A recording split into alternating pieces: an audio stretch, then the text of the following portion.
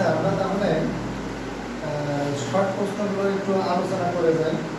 তাহলে প্রথমে আমরা দিয়েছিলাম আর একটা প্রশ্ন মোটিভেশন। আমি যে প্রশ্নটা বলবো সেগুলো মোটিভেশন। এই পরীক্ষাটাই এই প্রশ্নটা কিন্তু আসবেই। এর মধ্যে মোটিভেশন হচ্ছে মোটিভ, অর্থাৎ প্রেরণা।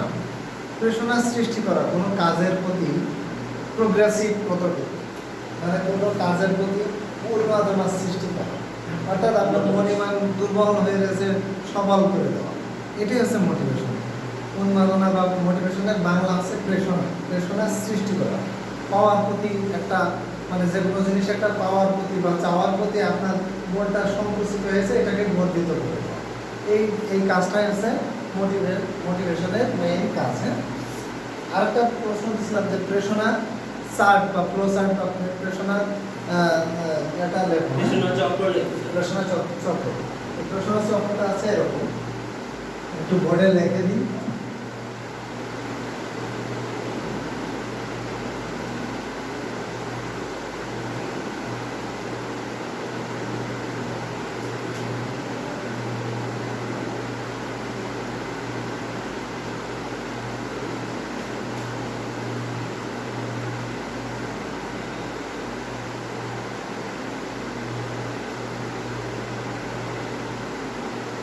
প্রেরণা চক্রটা আছে এরকম। হ্যাঁ, প্রথমে আছে অভাব বোধ।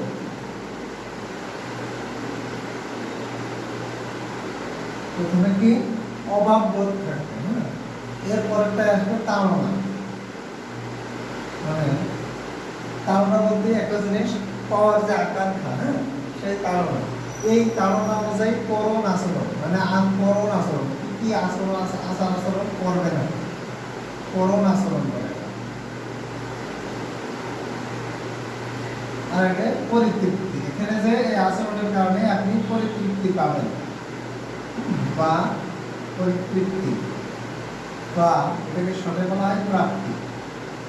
এটাকে শর্টে বলা হয় প্রাপ্তি। তো প্রথমে অভাববোধ হবে, তাড়না হবে, একটা চাঞ্চল্যতা বোধ সৃষ্টি হবে। অভাববোধ থেকে তাড়না, তাড়না থেকে ওই তাড়না অনুযায়ী আচার আচরণ ব্যবহার। তারপরে যে এখানেই কাজটা হবে, পরে যে আপনার মনটা পরিতৃপ্তি, অর্থাৎ আপনি তৃপ্তিবোধ করবেন। এটাই হচ্ছে প্রেরণা চক্র। এটার নাম কি? প্রেরণা চক্র। হ্যাঁ, প্রেরণা চক্র, প্রেরণা চক্র।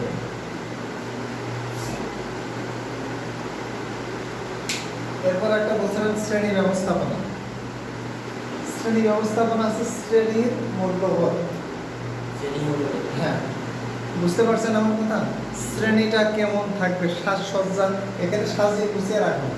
শ্রেণীতে কার্য উপযোগী যে জ্ঞান দান করা হয় বা তাত্ত্বিক বিষয় নিয়ে আলোচনা করা হয়। শ্রেণী তো খেলার মাঠ, শ্রেণী একটা শিক্ষাদান জায়গা যেখানে তাত্ত্বিক বিষয়গুলো নিয়ে আলোচনা করা হয়, অর্থাৎ বসার উপযোগী আছে কিনা, তাই না? শিক্ষার্থীরা বসতে পারে এরকম জায়গা আছে কিনা, শিক্ষক রিল্যাক্সে শিক্ষা দিচ্ছে এরকম জায়গা, মানে ব্ল্যাকবোর্ড বা তার একটা বোর্ড, হোয়াইট বোর্ড, মার্কার, কলম, তাতে চক যদি হয় ব্ল্যাকবোর্ড, সেক্ষেত্রে মানে শিক্ষা সংক্রান্ত ইনস্ট্রুমেন্ট সহ যে কক্ষটা, এটা আলো বাতাস আছে কিনা, এই সব মিলিয়ে শ্রেণী ব্যবস্থা। ওকে, আচ্ছা। এরপরে চলে আসছে সংশোধন প্রক্রিয়া। সংশোধন প্রক্রিয়া আমি একটা বলছিলাম। আর একটা প্রশ্ন কিন্তু আপনাদের সব সময় থাকবে, সেটা হচ্ছে শারীরিক শিক্ষা কি। এই প্রশ্নটা কিন্তু সব প্রশ্নের সাথে আপনার জানতে হবে। আমি এর আগেও বলছিলাম শারীরিক শিক্ষা কি, এটাই কিন্তু আপনার মূল কথা। ওই যে ছেলেটা শিখছে শারীরিক শিক্ষা কি, এই সংজ্ঞাটা কিন্তু আপনার জানতেই হবে। শারীরিক শিক্ষাটা কি? শারীরিক শিক্ষা আছে মানসিক, দৈহিক এবং সামাজিক। এই তিনটা, মানসিক, দৈহিক এবং সামাজিক, এই তিনটার মূল্যবোধই হচ্ছে শারীরিক শিক্ষা। আমি বলেছিলাম ওই দিন বার্গেনিং ক্লাসে ছিলেন আপনি, যে শরীর শুধু ভালো থাকলেই হবে না, মানসিক দিকটাও আপনার ভালো থাকতে হবে। সেই বিষয়টা নিয়ে শারীরিক শিক্ষা আলোচনা করে। আবার মানসিক দিক ভালো, আপনার মন মানসিকতা ভালো, কিন্তু আপনার একটা পা নেই, আপনার মন মানসিকতা ভালো থাকবে, একটা পায়ে আঘাত পেয়ে বেঁধে দিয়ে রেখে দিয়েছে, আপনি খেলতে পারবেন, হাঁটতে পারবেন, তাহলে আপনার শারীরিক এবং মানসিক দুটোই একটা একটা এক্সিস্ট। কোনোটা ভালো না থাকলে কোনোটা কিন্তু ঠিক থাকবে না। এরপরে আপনার সবই আছে, জ্বর আসছে, হবে না। তাহলে এবার বলছেন যে শারীরিকভাবেও আপনি সুস্থ আছেন, মানসিকভাবেও সুস্থ, কিন্তু আপনার সামাজিকভাবে অসুস্থ। সামাজিকভাবে অসুস্থ কোনটা? আপনি শারীরিকভাবেও ফিট, মানসিকভাবেও ফিট, কিন্তু সমাজে আপনাকে খেলতে দিচ্ছে না, আপনার মান মর্যাদা দিচ্ছে না। আপনার মান মর্যাদা থাকলেও সেইভাবে আপনি মূল্যায়িত হচ্ছেন না। সেই জন্য সামাজিকতা এটার সাথে পুরোপুরিভাবে রিলেটেড। শারীরিক সংখ্যা মানে শারীরিক শিক্ষার সংখ্যাটা ভালো করে দেখুন। আমি আপনাদের শর্টে বলে দিচ্ছি, এটা ডিটেইলস দেখুন, ঠিক আছে?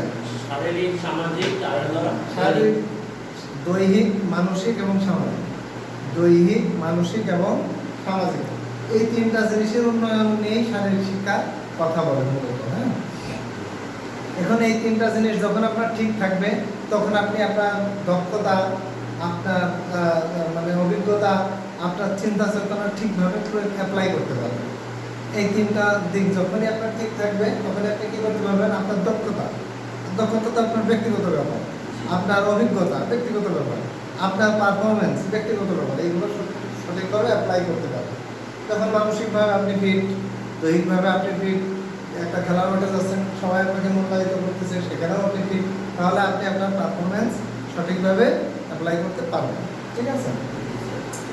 আচ্ছা, পুনরাবৃত্তি বা সংশোধনমূলক একটা প্রশ্ন ছিল যে আমি আপনাকে একটা জিনিস বললাম বা একটা জিনিস দেখালাম, একটা জিনিস পড়লাম, বা একটা জিনিস ফিজিক্যালি করে দেখালাম এবং প্র্যাকটিক্যালিও করে দেখালাম, তাত্ত্বিকভাবেও করে, কিন্তু আপনি কোনোভাবে এটা মনে রাখতে পারতেছেন। পুনরায় আলোচনা করা, পুনরায় দেখানো, পুনরায় দেখানোর ব্যবস্থা করা, সেটাকেই বলবো আমরা পুনরাবৃত্তি বা সংশোধন। ঠিক আছে? এই গেল আমার হচ্ছে পুনরাবৃত্তি বা সংশোধন।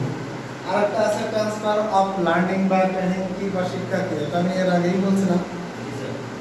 ট্রান্সফার মানে স্থানান্তর, পরিবর্তন, এক জায়গা থেকে আরেক জায়গায় নিয়ে যাওয়া, কিন্তু আমরা ওইটাকে দেখব, আমরা ওইটাকে বুঝবো না। আমরা বুঝবো যে আপনার থেকে আরেকজন যে শিক্ষা পাচ্ছে, এই শিক্ষা ব্যবস্থাটাই হচ্ছে ট্রান্সফার।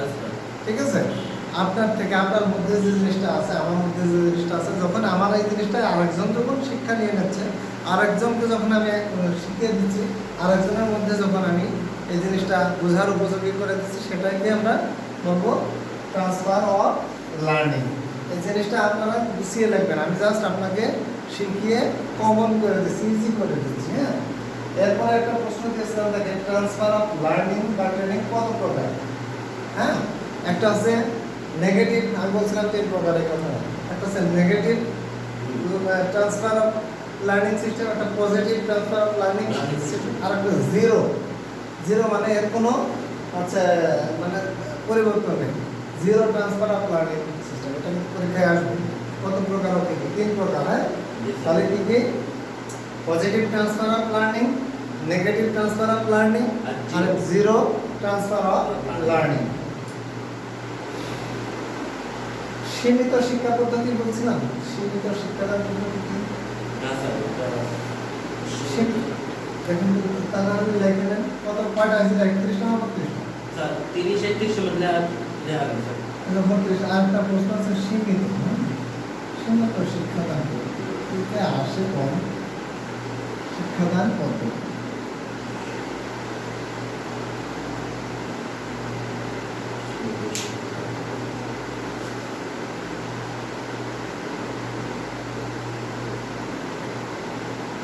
এখন এখন এটা একটু মনে রাখো যে এই ক্লাসের মধ্যে 10 জন শিক্ষার্থী আছে, 10 জনেরই তো ব্রেন একরকম না।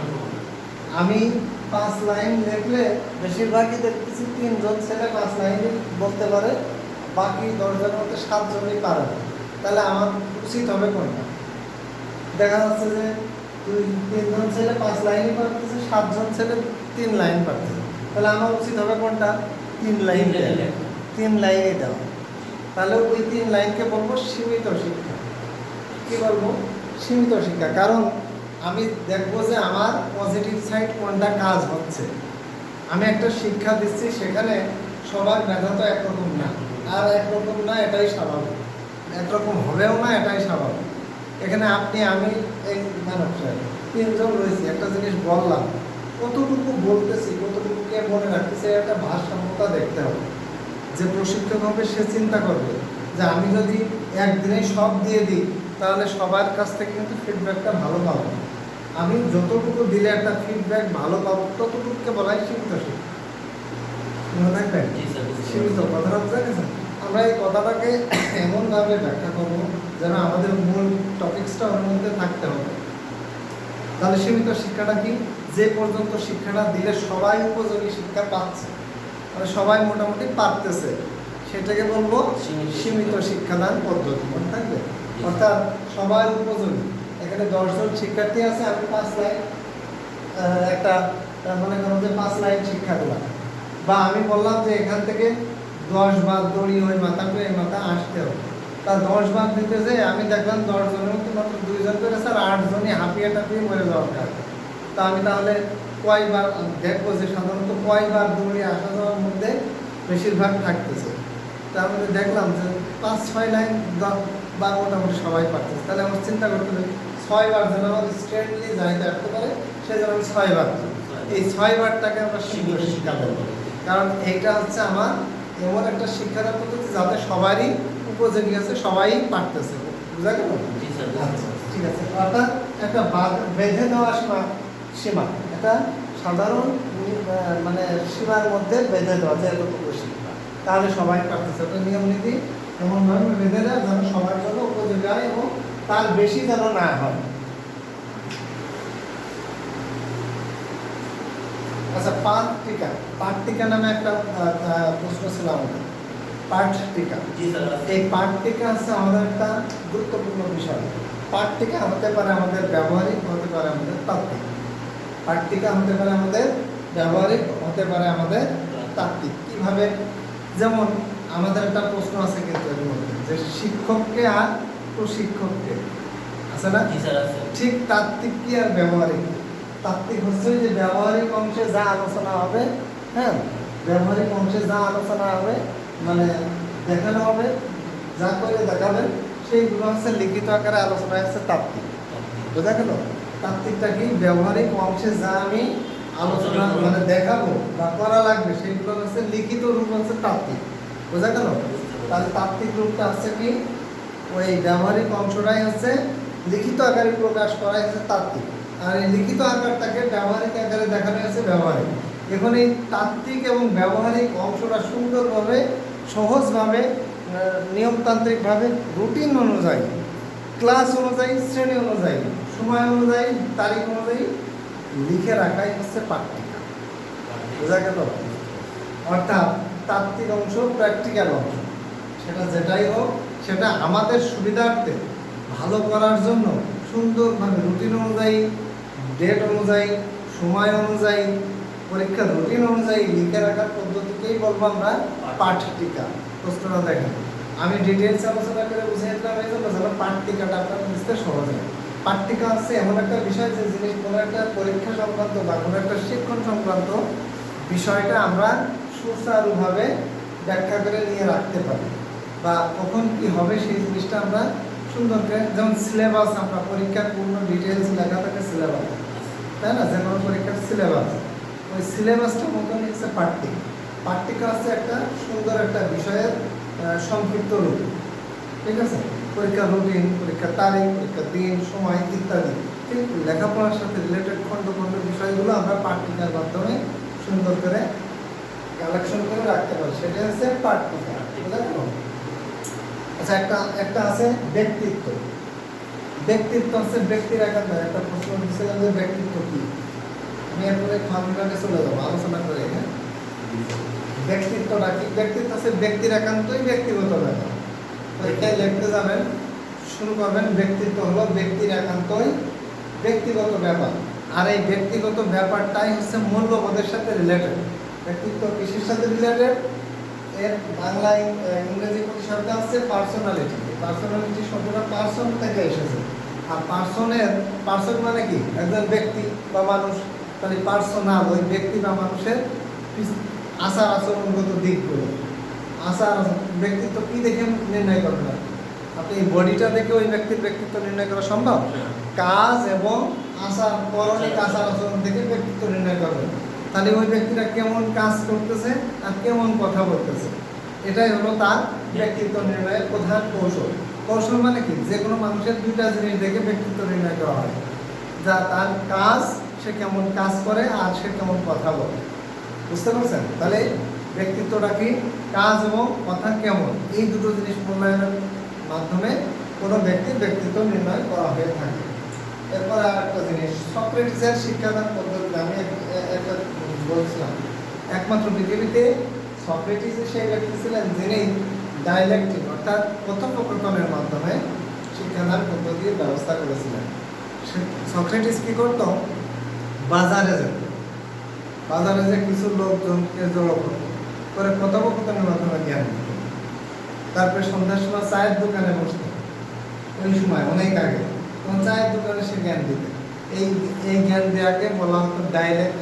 প্রায় উচ্চতর শিক্ষার ব্যবস্থায় এসে থাকে যে ডাইলেক্টেড সিস্টেম বলতে কি বোঝায়।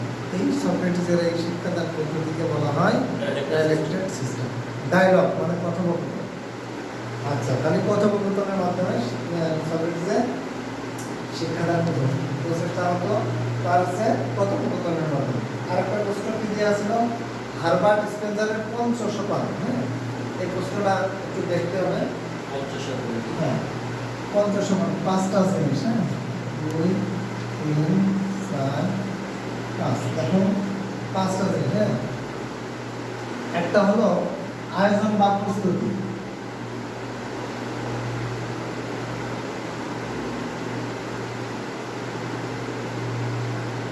এগুলো লাইক প্রেজেন্ট প্রিপারেশন। হ্যাঁ, প্রিপারেশন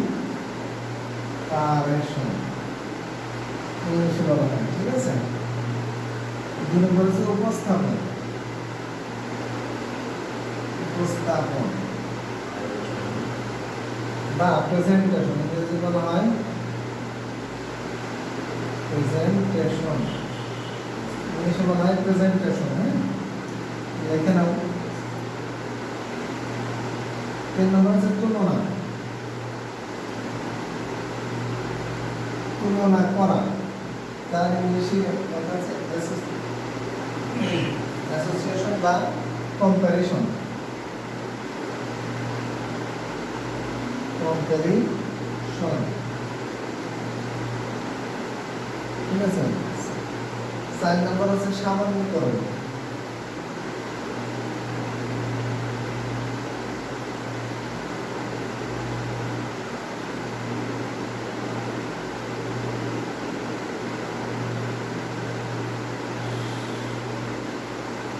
সামান্যীকরণ ইংলিশে বলা হয় জেনারেলাইজেশন,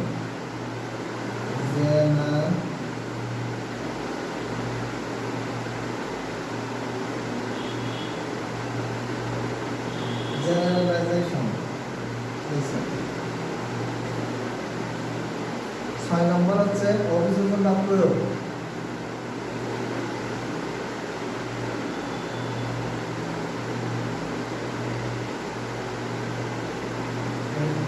এটাকে বলা হয় পঞ্চসোপান, অ্যাপ্লিকেশন।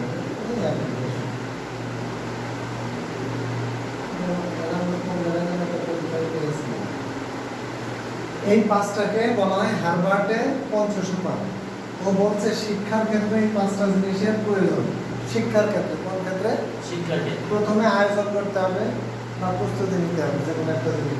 তারপর ওই কি আয়োজন করলে, কি আয়োজন করবা সে বিষয়ে উপস্থাপন করতে হবে। তারপরে তুলনা করা, কতটুকু এই বিষয়টা আমরা অন্যান্য জিনিসের সাথে তুলনা করতে পারি। তারপরে সামান্যীকরণ। সামান্যীকরণ হচ্ছে যে এই জিনিসটার কতটুকু অন্যান্য তুলনা করা বিষয়বস্তুর সাথে সামান্যীকরণ করা যায়, ঠিক আছে। তারপর অভিযোজন বা প্রয়োগ, এই জিনিসটা সমাজে কোন কোন ক্ষেত্রে অ্যাপ্লাই করা যায়। সামান্যীকরণ হচ্ছে তুলনা। আমরা যে অন্যান্য কারোর সাথে তো প্রতিযোগিতামূলকভাবে তুলনা করব, তুলনা করার পরে এই জিনিসটা ওদের সাথে আমাদের কতটুকু পার্থক্য, কতটুকু ব্যবধান, সামান্যীকরণটা আছে, ঠিক আছে। তুলনা তো করেই আমরা কাজ করব। এটাই হচ্ছে শিক্ষার 5টা পঞ্চসোপান। সবাই লিখে দাও, গ্রুপে কিন্তু যুক্ত আছে না? আছে। তো লিখে নাও, সবাই লিখে নাও, এখানে পরীক্ষায় আসবে এগুলো। হয়েছে? হ্যাঁ, ঠিক আছে।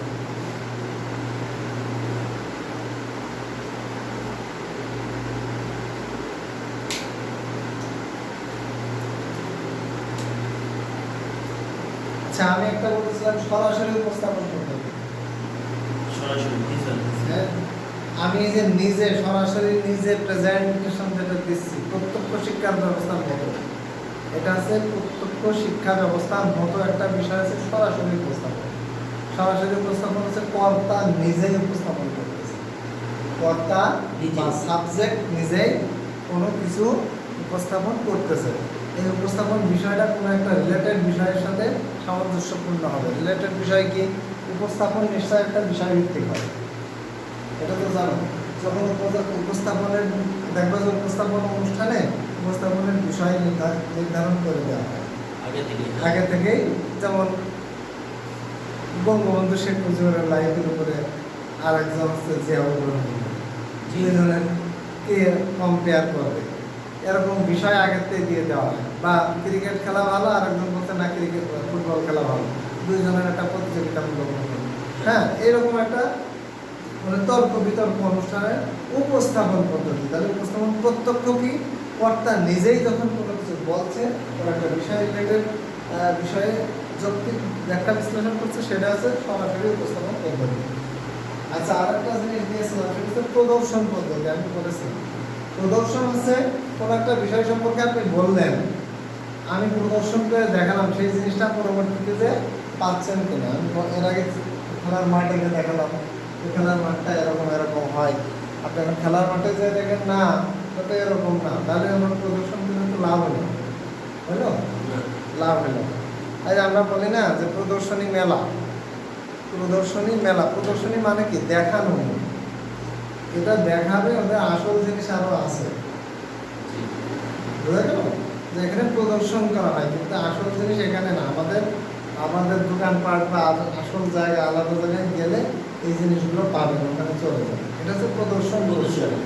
ঠিক আছে, এখানে বেচা বিক্রির কোনো বিষয় না, এটা জাস্ট দেখানোর জন্য রাখা হয়েছে। আপনারা এই জিনিসগুলো আমাদের এই মার্কেটে বা আমাদের অমুক জায়গায় লোকেশন থাকে, সেখানে গেলে সবই পাবেন। এখন এখানে যা দেখাইলে ওখানে যে যদি দেখি যে না আলাদা জিনিস বা সামঞ্জস্য নেই, তাহলে ওইটা প্রদর্শনের সাথে মিলবে না, এটা মিথ্যা কথা, ভাওতা ইত্যাদি হয়ে যাবে। হ্যাঁ, তাহলে প্রদর্শন ব্যাপারটা আছে এমন একটা জিনিস যা তুমি কি করবা মাঠে যেয়ে সেই জিনিসটা আমি আগে দেখালাম, বা ওখানে কি হবে সেটা আমি তার পূর্বেই দেখালাম। এই বিষয়টা হচ্ছে প্রদর্শন। আচ্ছা, শিক্ষক আর প্রশিক্ষককে একটা প্রশ্ন আছে। শিক্ষককেও প্রশিক্ষকের কাছে যেতে হতে পারে, আবার প্রশিক্ষককেও শিক্ষকের কাছে আসতে হতে পারে। প্রশিক্ষক আছে ব্যবহারিক জানেওয়ালা, প্রশিক্ষক আছে ব্যবহারিক জানেওয়ালা, বুঝতে পারছো? মানে প্রশিক্ষক সাধারণত কোনো একটা জিনিস প্র্যাকটিক্যাল বিষয়টা বেশি জানে, বুঝতে পারছো? প্রশিক্ষক সাধারণত প্র্যাকটিক্যাল বিষয়টা বেশি জানে, আর শিক্ষক হচ্ছে তাত্ত্বিক বিষয়টা বেশি জানে। এটা বেসিক্যালি আমরা বুঝেই ফেলি যে শিক্ষককে আর প্রশিক্ষককে। প্রশিক্ষক একটা নির্ধারিত পাঠ সম্পর্কে জানে, প্রশিক্ষক একটা নির্ধারিত পাঠ। আর ফুটবল খেলাটা সে ভালো জানতে পারে, সে ক্রিকেট খেলাটা ভালো জানতে পারে, কিন্তু শিক্ষক হচ্ছে ওই ফুটবল ক্রিকেট উভয়ই ভালো জানতে পারে, কম বেশি জানে। হ্যাঁ, প্রশিক্ষকের মতো তো স্পেশালিস্ট না, কিন্তু শিক্ষক কম বেশি জানে। হ্যাঁ, আর প্রশিক্ষক যে বিষয়ে প্রশিক্ষণ দেয় ওইটার উপর স্পেশালিস্ট। মনে করো আমি তোমাকে আগে বললাম যে সে ক্যারাম খেলায় প্রশিক্ষক, ক্যারাম খেলায় ভালো লাগে। আর শিক্ষক হচ্ছে বাংলাও পড়াইতে পারে, ইংলিশও পড়াইতে পারে, সাধারণ জ্ঞানও পড়াইতে পারে। তার মানে সে সব বিষয়ে সাম্যক জ্ঞান রাখে। আর শিক্ষক প্রশিক্ষক একটা বিষয়ের উপরে স্পেশালিস্ট হয়ে থাকে, তাই না? শিক্ষকের প্রশিক্ষণের একটা নির্ধারিত দিন তারিখ সময় থাকে, কিন্তু শিক্ষণের যে কোনো সময়ই শিক্ষণ ব্যবস্থা দেওয়া যেতে পারে। যেমন ধরো খেলাধুলার সময় সাধারণত বিকালে, একজন প্রশিক্ষক রোদের মধ্যে তো শিক্ষা দেবে না, কিন্তু একজন শিক্ষক সে যে কোনো সময় শিক্ষা দিতে পারে। ঠিক আছে, তাহলে প্রশিক্ষক আর শিক্ষককে বোঝা গেল। জি, স্যার। শিক্ষক জিনিসটা আছে, শিক্ষক তাত্ত্বিক বিষয়টা বেশি জানবে, আর উপর দিকে প্রশিক্ষক আছে প্রশিক্ষণ বিষয়ে যেরকম একটা স্পেশালিস্ট থাকে, এরকম একটা বিষয়ের উপর প্র্যাকটিক্যাল ধ্যান ধারণা বেশি থাকে। আচ্ছা, শিক্ষকের সাধারণত একটা বিষয় উল্লেখ থাকলেও সে অন্যান্য বিষয়েও সম্ভব জানে, কিন্তু প্রশিক্ষকের একটা নির্ধারিত বিষয়ের উপর প্রশিক্ষণ দেওয়ার ব্যবস্থা থাকে। প্রশিক্ষক কি হয়, যে কোনো একটা জিনিস প্র্যাকটিক্যালি ভালো দেখাতে পারে, শিক্ষক কী করতে পারে, তাত্ত্বিক বিষয়টা জানতে পারে। প্রশিক্ষকের একটা শিক্ষার একটা নির্ধারিত সময়, দিন, তারিখ বা একটা নির্ধারিত কাঠামো থাকে। শিক্ষণের এরকম কোনো শিক্ষকের কাঠামো বা শিক্ষক যে আজকে ক্লাস নিলে আর নিতে পারবে না এরকম না, প্রশিক্ষকের কিন্তু আজকে ক্লাস নিলে আর নিতে পারবে না এরকম থাকতে পারে। হ্যাঁ, সেই জন্য এই পার্থক্যগুলো থাকবে। আচ্ছা, আমি একটা প্রশ্ন করেছিলাম, শিক্ষণ এবং প্রশিক্ষণ কি? এটা মনে হয় বলেছিলাম আপনাকে, না? শিক্ষণ এবং প্রশিক্ষণ, শিক্ষণ আর যেমন শিক্ষক আর প্রশিক্ষক, ঠিক শিক্ষণ আর প্রশিক্ষণ বিষয়টা এরকম। শিক্ষণ হচ্ছে যে কোনো বিষয়ে শিক্ষা দেওয়ার বিষয় হতে পারে, আর প্রশিক্ষণ হচ্ছে একটা নির্ধারিত বিষয়। আমি তখন আলোচনা করছিলাম প্রথমে প্রশ্ন দেওয়ার সময়। হ্যাঁ, শিক্ষণ হচ্ছে যে কোনো বিষয়ে, হ্যাঁ, শিক্ষণ হচ্ছে যে কোনো একটা বিষয় হতে পারে, আর প্রশিক্ষণ হচ্ছে নির্ধারিত বিষয়। আমি বলছিলাম হ্যাঁ, যে শিক্ষণ আজকে এখানে এই বিষয়টার উপরে প্রশিক্ষণ দেওয়া হবে, একদিনের হতে পারে, 3 দিনের হতে পারে, 3 দিনের হলে একটু ডিটেলস আলোচনা করবে। তাহলে প্রশিক্ষণের ব্যাপারটা হচ্ছে একটা নির্ধারিত বিষয়ের উপরে নির্ধারিত সময় সীমা উল্লেখ থাকে। শিক্ষণের কোনো সময়সীমা উল্লেখ থাকবে না। শিক্ষণ যে কোনো বিষয় হতে পারে, শিক্ষণ সাধারণত তাত্ত্বিক ব্যাপারটাই হয়। আর প্রশিক্ষণ হচ্ছে আমি যে বিষয়টা জানি তার উপরেও প্রশিক্ষণ নিতে হতে পারে। আমি কম্পিউটার জানি, তারপরেও দেখবে কম্পিউটার কোর্স করার জন্য আমাদের ট্রেনিংয়ে ডাকে। তুমি এখানে শিক্ষক, তারপরেও দেখবো যে শিক্ষকের ট্রেনিংয়ে ডাকে। তার মানে প্রশিক্ষণ একটা নির্ধারিত বিষয়ে কিছু সুচারু পরিকল্পনা সম্পর্কে ধারণা দেয়। আর শিক্ষণ ওই শিক্ষক তো দিচ্ছে, শিক্ষণ প্রক্রিয়া কিন্তু অবিরত চলছে, যে কোনো বিষয়ে হতে পারে। আচ্ছা, নেগেটিভ এবং পজিটিভ ট্রান্সফার লার্নিং কি বা শিক্ষণ কি? আচ্ছা, নেগেটিভ হচ্ছে তোমার মধ্যে সেই শিক্ষা রয়েছে যে শিক্ষা আমার শিখে কোনো লাভই হচ্ছে না, সেটাকে বলবো নেগেটিভ প্রশিক্ষণ। তোমার এই যে বললাম ট্রান্সফার, তোমার মাধ্যমে আমি কিছু শিক্ষা নিয়েছি, কিন্তু সেই শিক্ষাটা কোনো লাভে আসতেছে না, এটার মাধ্যমে কোনো উপকার হচ্ছে না। যেমন মানুষ যা নর্মালি বলে যে ক্রিকেট খেলা 6 বলে ওভার হয়, 6 বলে ওভার হয়, এটা সবাই জানে। 6টা বল কীভাবে করতে হয়, কী হয়, এটা সবাই জানে। কারণ 6 বলে ওভার হয়, এটা তুমিও জানো, আমি জানি, কোনো উপকার আসতেছে না, আসতেছে না। কিন্তু বলগুলো স্পিন কীভাবে, ফাস্ট বল, এগুলো যদি প্রশিক্ষণ দিতে পারো, তাহলে তোমার একটা ব্যতিক্রম জানা তোমার মধ্যে আছে। তাহলে তোমার মধ্যে নেগেটিভ অফ লার্নিংটা কী হবে, ট্রান্সফার, যে শিক্ষা তোমার কাছে আমি নিয়েছি কিন্তু কোনো উপকারে আসে না, কাজে আসে না, সেটা হবে নেগেটিভ ট্রান্সফরমেশন মানে লার্নিং। আর পজিটিভ থিঙ্কার এক্সিস্ট, যে শিক্ষা নেওয়ার ফলে আমার উপকারে আসতেছে, বা এটার সাথে সাথে আমার এই শিক্ষাটা নেওয়ার বিনিময়ে আমার আরেকটা শিক্ষায় বেশ মানে কার্য উপযোগী হচ্ছে, অর্থাৎ একটা সাহায্যে আরও কিছু কাজ আমার সহজ হচ্ছে, সেটাকে বলা হবে positive learning, transformation of learning. তাহলে নেগেটিভ আর পজিটিভ বুঝে গেল। তোমার কিছু কিছু প্রশ্ন তোমাদের এই রিলেটেড, যদি একজন বলে যে একজন শিক্ষকের 5টা বৈশিষ্ট্য, এটা পড়াই নিবিলে আর পারবো না, এটা বেসিক্যালি পারার কথা। তারপরে একটা শিক্ষকের 5টা বৈশিষ্ট্য এরকম থাকতেই পারে। কিছু কিছু প্রশ্ন নিজেদের কিন্তু পারতে হবে, আর সব প্রশ্নে যদি স্যারের উপরে ডিপেন্ড করে রাখলে আর 100% কমন আসবে, এটা কিন্তু আবার হবে না, সবাইকেই বলে। আচ্ছা, শিক্ষাদান পদ্ধতি কত প্রকার, এটা তো বললামই। এটা হচ্ছে কি প্রত্যক্ষ, পরোক্ষ, প্রদর্শন আর অনুকরণ, ঠিক আছে? এটা তো বলে দিলাম, প্রত্যক্ষ, পরোক্ষ, হ্যাঁ, অনুকরণ আর প্রদর্শন, এটা তো বলে দিলাম। আর একটা আছে শিক্ষণ পদ্ধতি, 2 নম্বর প্রশ্নটা থাকে। শিক্ষণ পদ্ধতি কত? হ্যাঁ, এটা 4 প্রকার। শিক্ষণ আর শিক্ষা কিন্তু এক না। শিক্ষণ হচ্ছে প্র্যাকটিক্যালের মতো, শিক্ষণ পদ্ধতিটা প্র্যাকটিক্যালের সাথে রিলেটেড। হ্যাঁ, শিক্ষণ প্রথমে 4 প্রকার। এই প্রশ্নটা লিখে নাও। 2 নম্বর প্রশ্ন জানা মতো শিক্ষণ দেখো, এটাকে শিখনও বলা হয়, শিক্ষণ পদ্ধতি।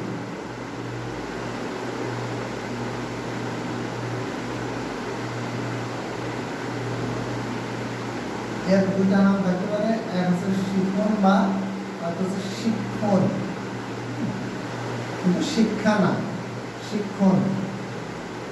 এগুলো প্রশ্ন একই, কত প্রকার ও কি ও কি কি। ঠিক এই প্রশ্নটা একই। তো 4 প্রকার, কত প্রকার? 4 প্রকার লেখা নাও।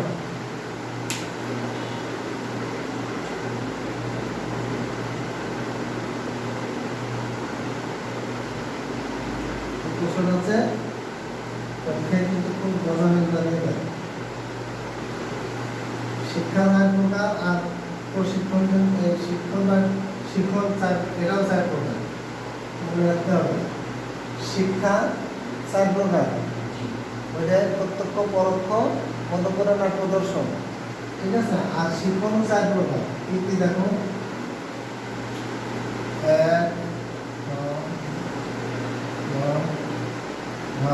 প্রথম আছে মূল্যায়ন, দেখলাম লক্ষ্য নির্ধারণ, লক্ষ্য নির্ধারণ, প্রথম লক্ষ্য নির্ধারণ, প্রথমটা কিন্তু লক্ষ্য নির্ধারণ। লক্ষ্য নির্ধারণ, লক্ষ্য নির্ধারণ, ঠিক আছে। পরের আছে পদ্ধতি নির্ধারণ,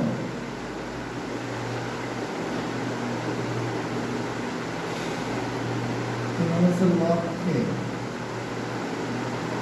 লক্ষ্যে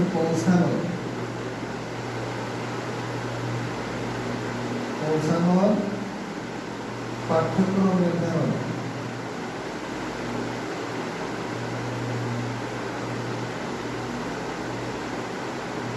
এরপরে আছে মূল্যায়ন।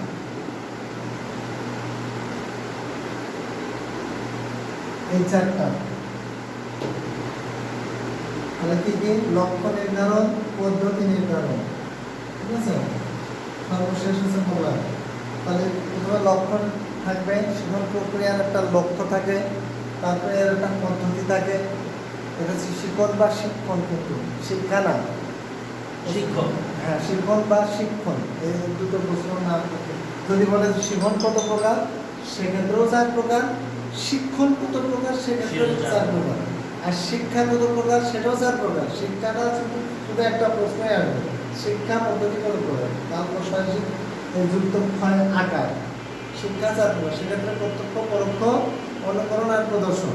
আর এই প্রশ্নটা 2 ধরনের, একটা আছে শিক্ষণ কত প্রকার ও কি কি, বা শিক্ষা মানে শিক্ষার কত প্রকার। দেখুন প্রশ্নটা আছে পার্থক্য থাকবে শিক্ষণ, একটা আছে শিক্ষণ, দেখেন খ, আর একটা আছে শিক্ষণ। এই শিক্ষণ আর শিক্ষণ, আমি কথাটা বলছি বুঝতে পারছি, দুটো কিন্তু একই। এই প্রশ্নটা কিন্তু যে কোনোটা আসলে এই 4টা লিখতে হবে। দেখো শিক্ষণ বা শিক্ষণ কত প্রকার কি কি, সেক্ষেত্রে এই 4 প্রকার। আর যদি বলে যে শিক্ষা, হ্যাঁ শিক্ষা, এটা কিন্তু এই দুটোর সাথে রিলেটেড না, সেক্ষেত্রে ওই যে প্রত্যক্ষ, পরোক্ষ, অনুকরণ, প্রদর্শন মনে থাকবে। আচ্ছা, সব প্রশ্ন তোমাদের শেষ হয়ে গেল। অটিজম কি? অটিজম এটা বেসিক্যালি আমরা জানি, অটিজম হচ্ছে আমাদের একটা দৈহিক অবকাঠামোগত সমস্যা। কি কি বললাম আমি? আমাদের দৈহিক অবকাঠামোগত একটা সমস্যা। এই সমস্যাটা আমাদের হাতে নয়। কি বলছি? এই সমস্যাটা আমাদের হাতে নয়। অটিজমটা কীরকম হয়? অটিজমটা এরকম হয়, জন্মগত একচক্কা না, অনেক সময় হয় না, আমাদের পা হাত পা একটু বাঁকা। কিন্তু লিওনেল মেসি, যে এখন বর্তমান বিশ্বের সবচেয়ে ভালো ফুটবলার, লিওনেল মেসি এক প্রকার অটিজম ছিল। ওর ব্যাকগ্রাউন্ড এখনই সার্চ দাও, দেখবা যে ও ছোটবেলায় পা আঁকা বাঁকা ছিল, কিন্তু খেলার প্রতি অগাধ টান চেতনা ছিল, দৌড়াতে পারতো না, তারপরে লিখতে পারতো না, নানা সমস্যা ছিল। অথচ সেই মেসি এখন বিশ্বের শ্রেষ্ঠ প্লেয়ার। ওকে তো এক প্রকার অটিজম ছিল। আমরা আরেকটু ইয়েতে যাই, বিশ্বের সবচেয়ে বর্তমান জ্ঞানী ব্যক্তি কাকে বলা হয়? নর্মালি জ্ঞানী ব্যক্তি মানব সাহেব জানা আছে? বর্তমানে নর্মালি ডক্টর জাকির নায়েককে অনেক বিশেষজ্ঞ বলা হয়। নাম শুনছেন না জানি, ওনার সব বই পৃষ্ঠা লাইন শব্দ সব মুখস্থ, মানে সব মুখস্থ। নর্মালি তাকে বলা হয়ে থাকে। মুসলমানদের ভিতরে ওনাকে, আর খ্রিস্টানদের ভিতরে ডক্টর ক্যাম্পবেলকে বলা হয় শ্রেষ্ঠ জ্ঞানী বর্তমান। হ্যাঁ, সব বই ওনার। আচ্ছা, খ্রিস্টানদের মধ্যে ডক্টর ক্যাম্পবেলকে এখন বিশ্বের সবচেয়ে জ্ঞানী ব্যক্তি বলা হয়। আর হিন্দুদের ভিতরে শ্রী শ্রী রবিশঙ্করকে বলা হয় বিশেষজ্ঞ বা জ্ঞানী ব্যক্তি হিসেবে একটাই বর্তমান। হ্যাঁ, তো আমরা এই তিনজন ব্যক্তিকে কম্পেয়ার করি, ডক্টর জাকির নায়েকই বেশি যায়। আমি এই প্রশ্নটা কিসের সাথে রিলেটেড বলছিলাম? শিক্ষক। হ্যাঁ হ্যাঁ, শিক্ষণের সাথে ইয়ে করতেছি।